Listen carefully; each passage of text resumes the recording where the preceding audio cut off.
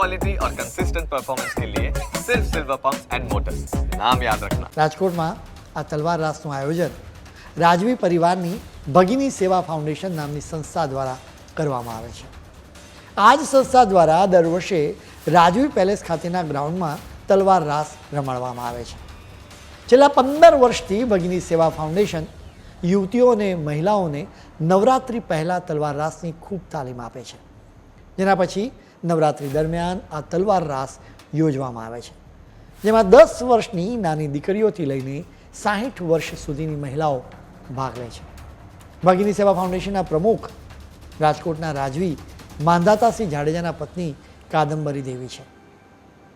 નવરાત્રિના આગમનના દિવસો બાકી હોય ત્યારથી જ દરરોજ 3 કલાક રાજવી પેલેસ ખાતે જ કાદંબરી દેવીની આગેવાનીમાં જ યુવતીઓ અને મહિલાઓને તલવાર રાસની પ્રેક્ટિસ કરવામાં આવે છે.